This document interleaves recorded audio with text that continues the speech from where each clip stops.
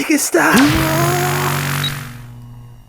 Thomas Edison may have been responsible for some amazing technological advances, but he's also responsible for haunting the nightmares of children with the invention of the Edison talking doll. In 1877, he got the idea to put a phonograph in a doll so it could sing nursery rhymes to children. The dolls were nearly 2 feet tall with a metal body and wooden appendages. The Edison Phonograph Toy Manufacturing Company spent years developing the idea and began marketing the dolls in 1890. They only stayed on the market for a few weeks because they were really expensive and horrifying because they sounded like this.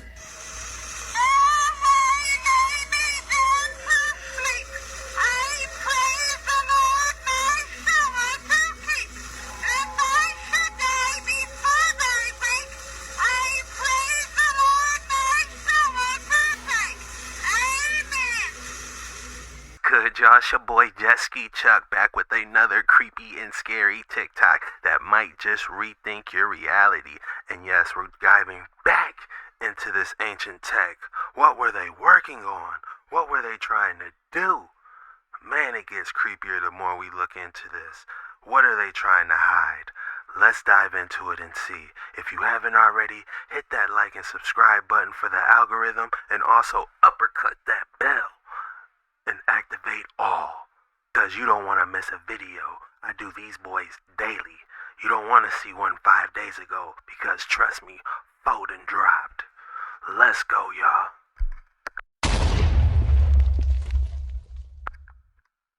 Using Tesla versus Edison. Edison was very interested in the afterlife, entranced with it in fact, and in his eyes, life after death was not the way perhaps many envision it.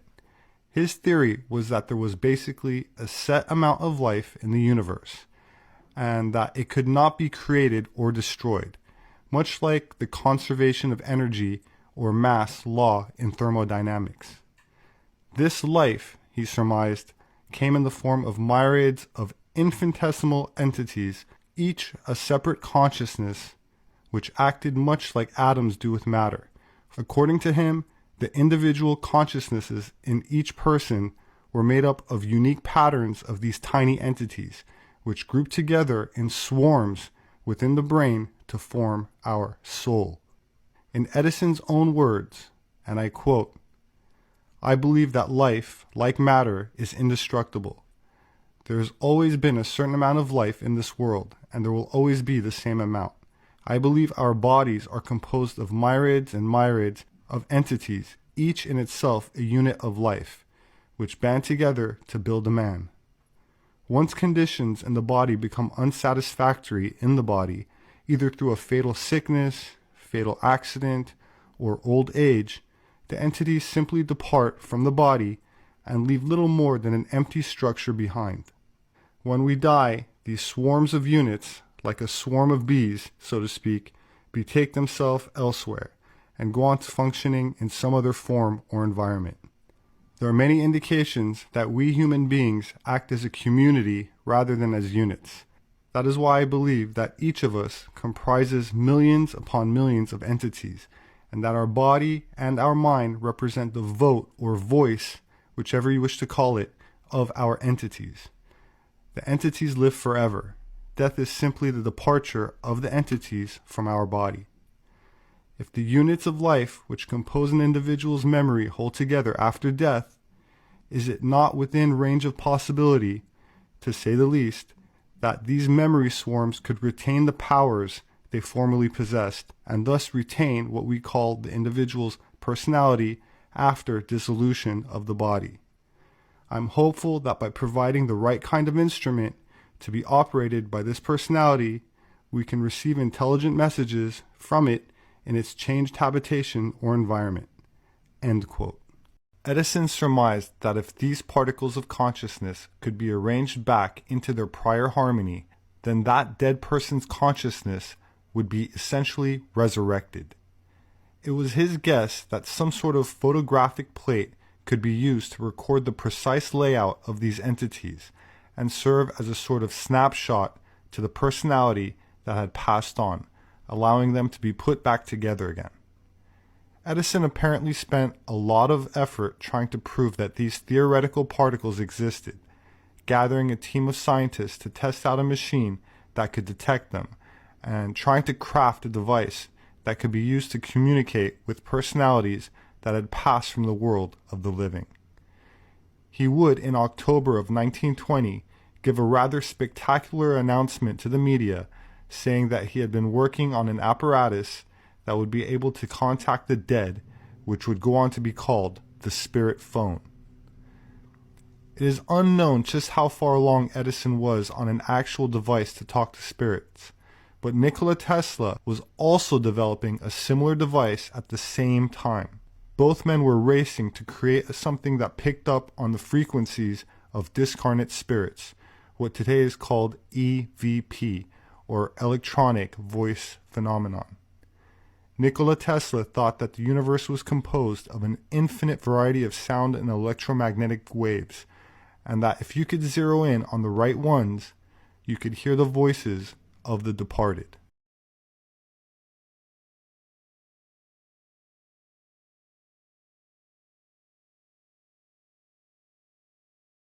Yo, that is interesting.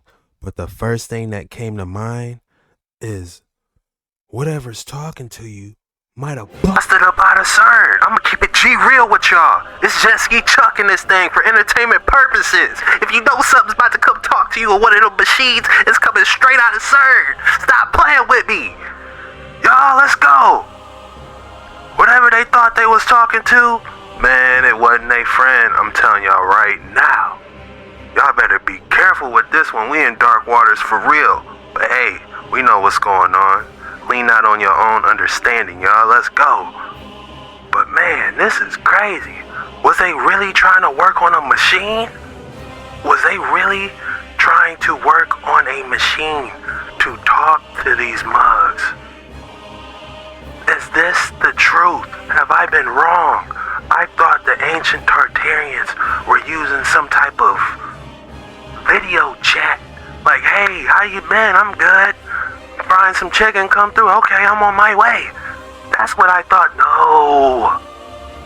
They on one. You know, if you look at these photos, who are they trying to talk to?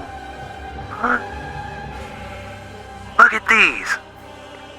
Who are they trying to talk to? I don't even want to begin to try to figure out how you're going to actually pinpoint a specific person. They on some full metal alchemist alchemy. Y'all, this black magic for real. What is they working on? Hey, this is Dark Waters 9 for real. Turn back now because we're going into pure darkness. But we're not afraid. We can walk through the shadows.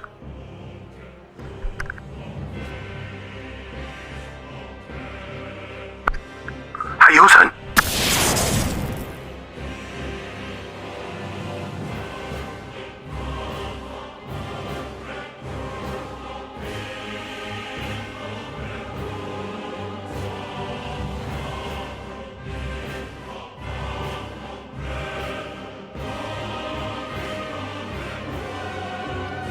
Look, he's got skulls right there. Ain't no telling what's in there. You know what I'm saying? You got these things throwing the mist.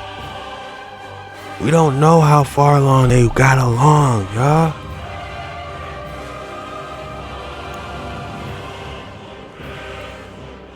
My guy got a wand. What's in this pot? Look at these skulls.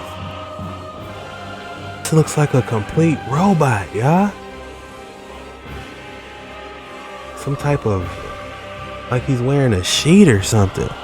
But look how it's spraying and coming down. It's like they was projecting ghost.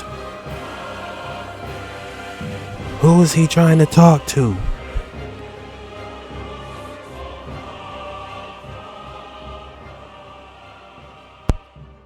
Oh, why has this baby got a mustache?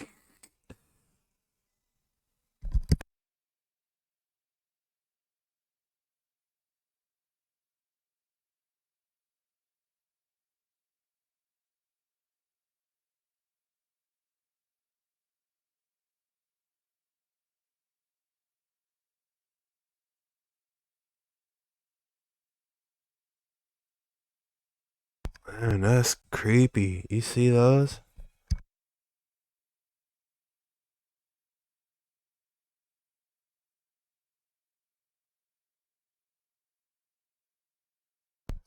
You think that's her father?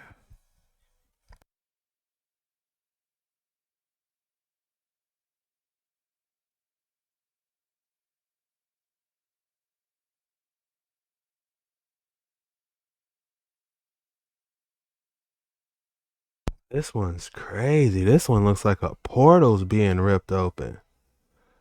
And it looks like something else too.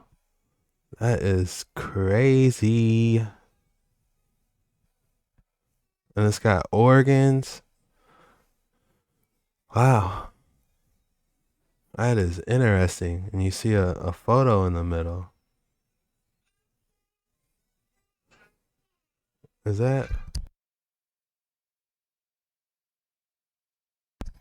kind of look like that one actor on the Batman movie, Drew Barrymore.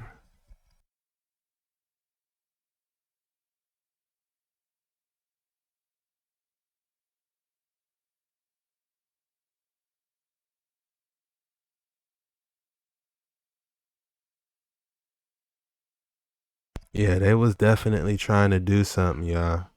Wonder what he filed on that patent, how far along they got. You know, adding those mercury rectifiers.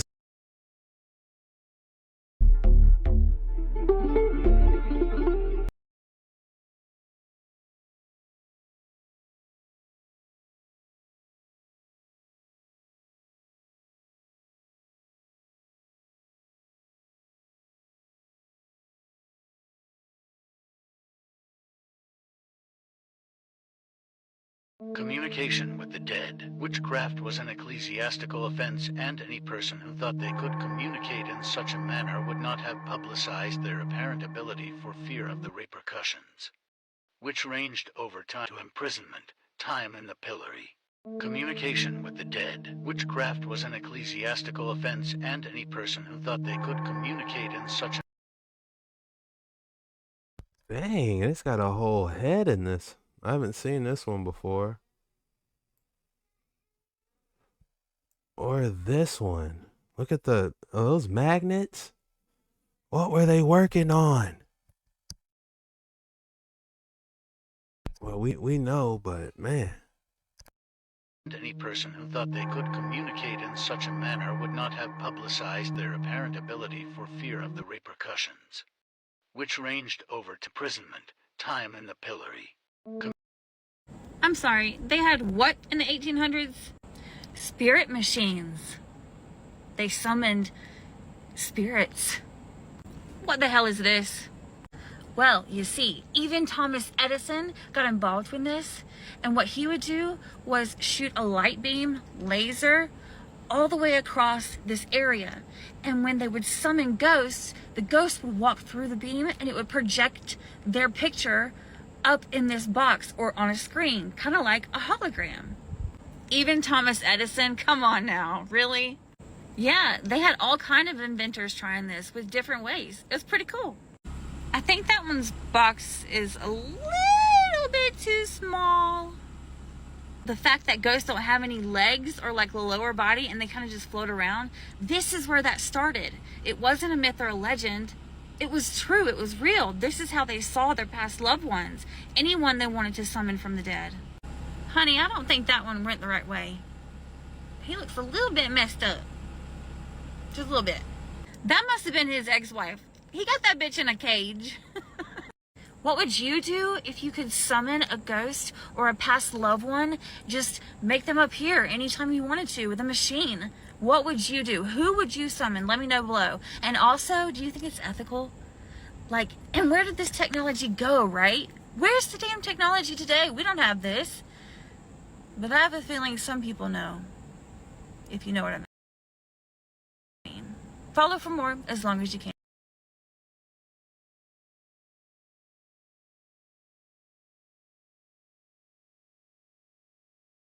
Shout out to Nurse Dre for that information. That's good information.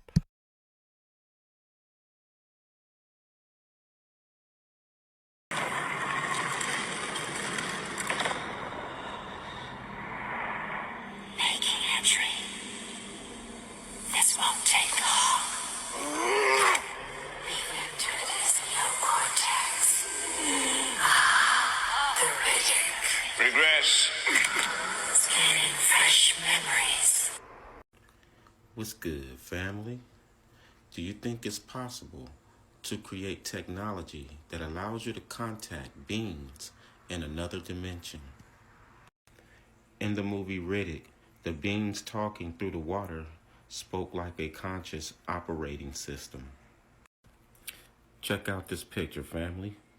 Do you think in the past, mankind developed technology that allowed contact with the spirits? Could this device, using electricity and currents like CERN, contact another dimension?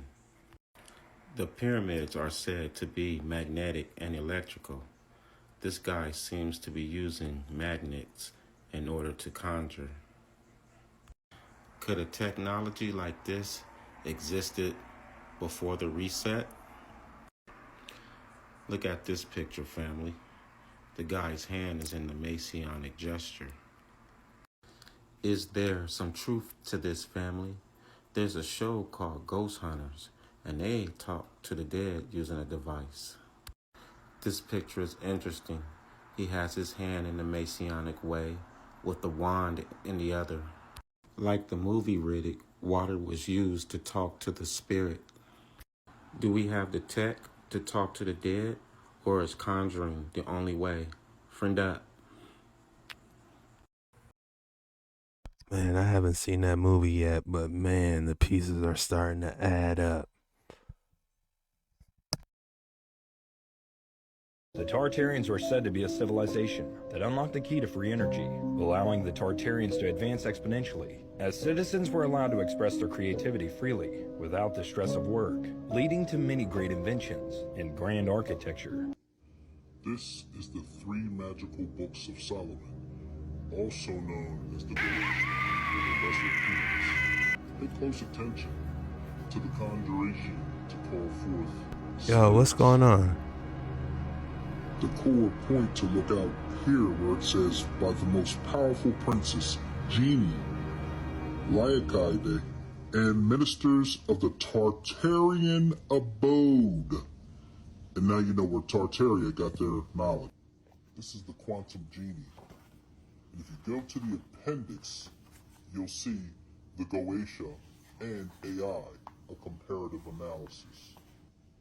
Spiritual entities and AI, the basis of comparison. At the core of Goetic conjuration lies the intention of summoning spirits to perform specific tasks or share wisdom.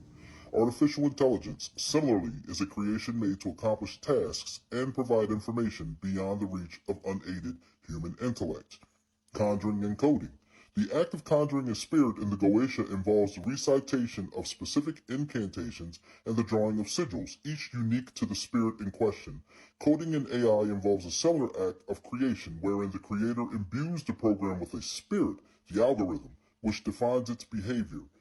Water 35 liters, carbon 20 kilograms, ammonia 4 liters, lime 1.5 kilograms, phosphorus 800 grams, salt 250 grams, saltpeter 100 grams, sulfur 80 grams, fluorine 7.5 grams, iron 5 grams. They doing silicon, alchemy. 3 grams. Why are they doing alchemy?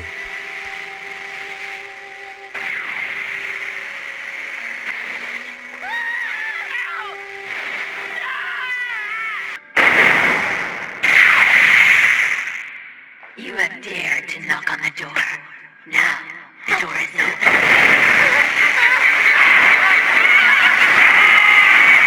Quiet, child. Is this what you wanted, isn't it? I will show you the truth.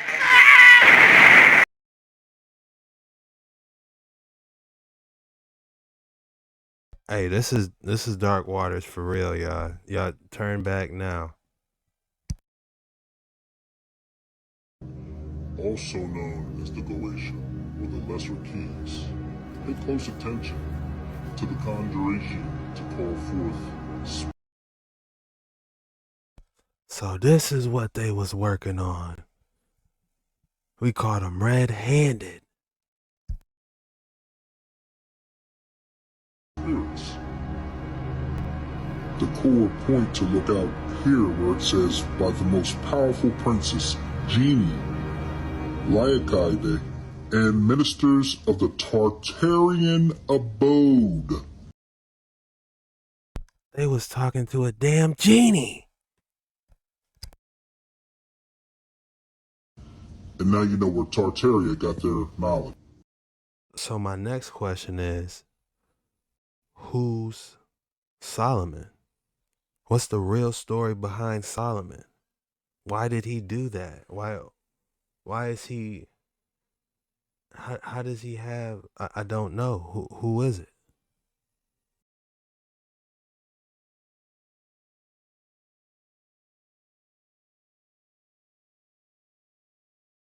The story of King Solomon serves as a reminder of the importance of wisdom, integrity, and faithfulness to God. During his reign, Solomon built a magnificent temple for the worship of God and established peace and prosperity in the land. However, Solomon's downfall came through his indulgence in relationships with many foreign women. In his pursuit of alliances and political stability, he entered into marriages with many princesses from neighboring nations, totaling 700 wives and 300 concubines. Initially, Solomon's foreign wives led him away from worshiping the one true God. They brought their own gods and idols into the land, and Solomon began to worship these false deities. This greatly displeased God, who had explicitly commanded the Israelites to worship him alone. As a consequence of Solomon's actions, God appeared to him and declared that because of his disobedience, the kingdom would be divided after his death. However, for the sake of his father David, God promised not to do this during Solomon's lifetime.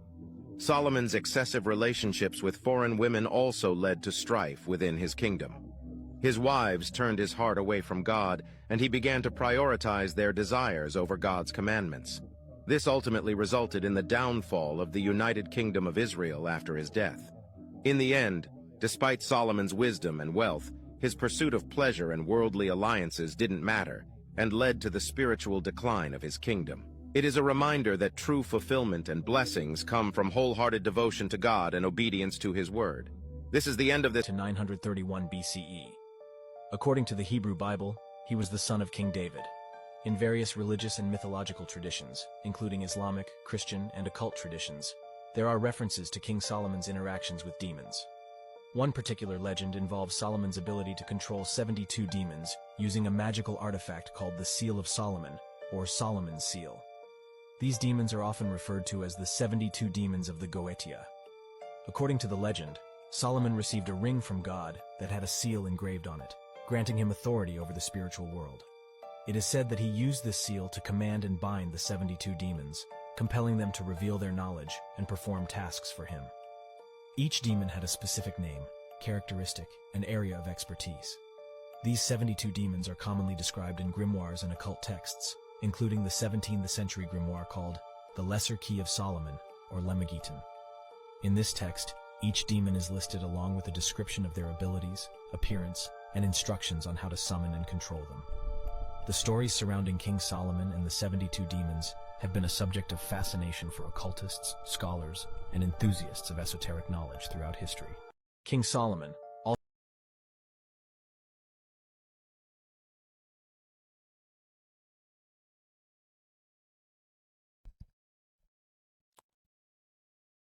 Yo, they ain't talking to their loved ones. So this is who CERN is probably trying to bring out. This is what they trying to do, y'all. I didn't know this, but the pieces are starting to add up. Who are they really talking to, y'all?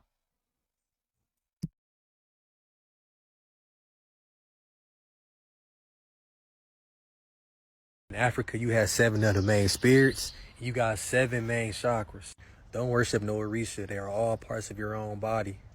Before I go on about the demons of Goetia in West Africa, shout out to Bobby Hemmett. He said, we are chaos beings. It's not fitting to call us gods. We are above the gods. That's a whole spirit. In this book by Aleister Crowley, he states that each one of these 72 demons have about 20 to 50 legions of other demons. A legion is a couple thousand. That's like 3,000 to 10,000. Which means you have over 1 million and millions of demons inside your own pineal gland. That's a whole spiritual army in your whole pineal gland. If you check out the movie Spawn, Spawn was played by your boy Michael J. White. In the comic book or the movie, Spawn was supposed to leave this hell army and tear down Heaven's Gate. But in the movie, he was talked down by the white boy. He ain't want to do it no more. Even when Doctor Strange's third eye opened, he destroyed the whole earth and every single reality. God, generator, operator, destroyer, which is your kundalini energy that bites the apple, which is the pineal gland. The kundalini energy, which is the snake rising up the spine, which is the 30.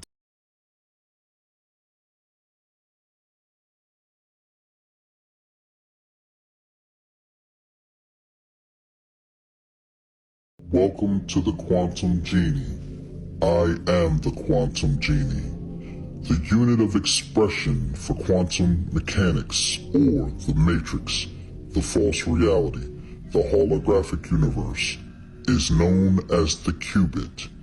You must ponder, why is the unit of measurement in the Bible also known as the qubit? It is because since ancient times, time immemorial, we have been in the matrix.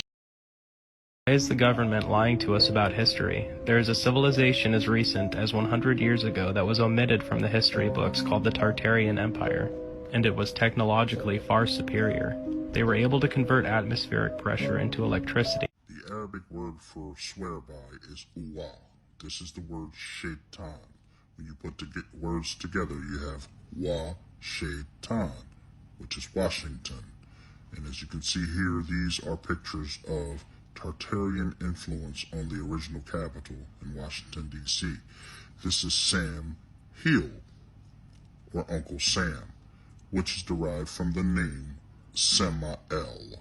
Samael is one of the most famous fallen angels in the Judeo-Christian and mysticism tradition. His name means poison of God. He is described as a winged being with horns and a serpent's tail.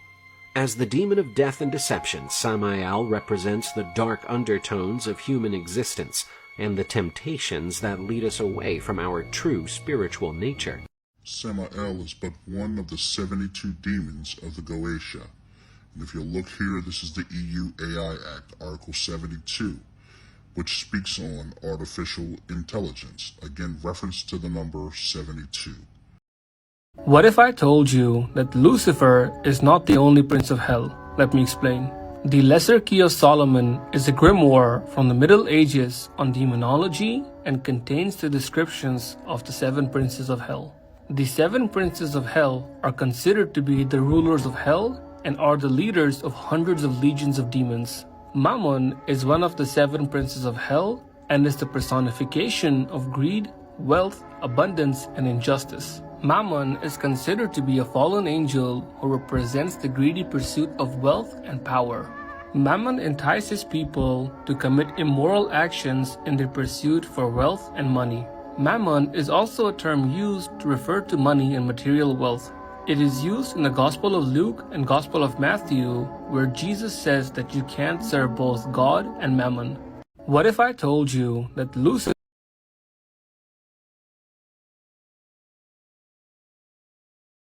It didn't say that. It didn't say that. It didn't say you can't serve both God and Mammon. We gotta look that up right now. You can't serve two gods, scripture. Alright, it looks like it's Matthew 6:24.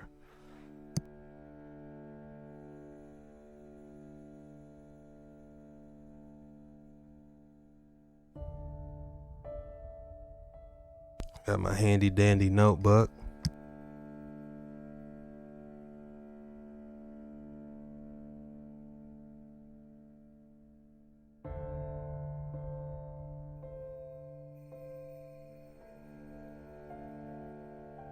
Yeah, it says that no one is able to serve two masters, for either he shall hate the one and love the other, or else he shall cleave to one and despise the other. You are not able to serve Elohim and Mammon. There it is. Matthew 5. Matithayu.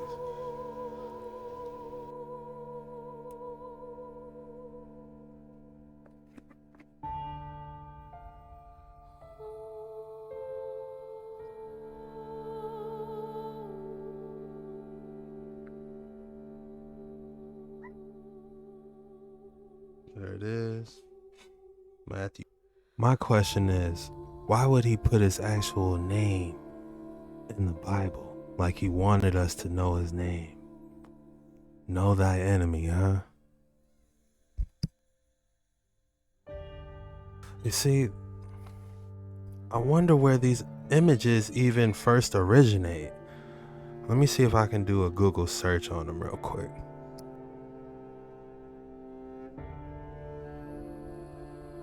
Yeah, I think this may be art.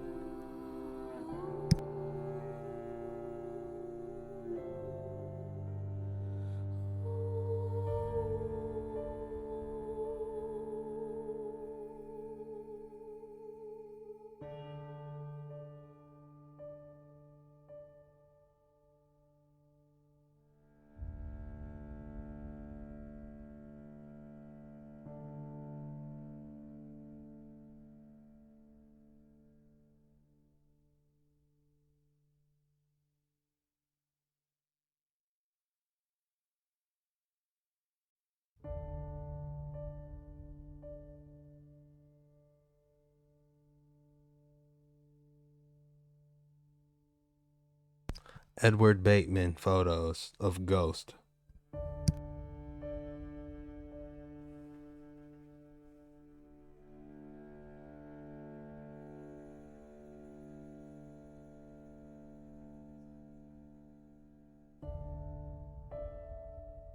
It looked like it was done by an artist, y'all. Not to say that's not what they were doing, you know, or at least tempting, you know, because I know they probably attempting something. But that's it. Edward Bateman.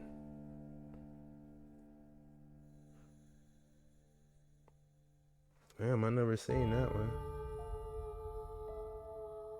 Oh yeah. I'm gonna put the photos on it. But yeah, they're interesting, but they're definitely artist created them. Definitely interesting, but an artist created them. We can finally move on from this subject, y'all. We did it. We got to the bottom of it, and there's no more darkness waters on this area. We see what they're working on.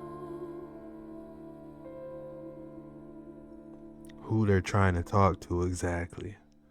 Nobody I want to talk to. I'm gonna keep it G with you, you know. But that's it for today's episode, y'all. If y'all made it this far, drop the 100s in the comments so I know you real. You know, this one's been in a journey. I wanted to get to the bottom of this. You know, it took a couple episodes, but we got to the bottom of it. We see what they were working on.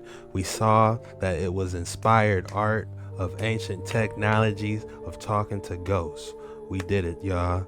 What they're actually working on now, I wouldn't be trying to talk to them personally. That's not my cup of tea. As you see, you can't serve two masters. So y'all keep it real. It's your boy Jet Ski Chuck, and I'll see y'all on the next one.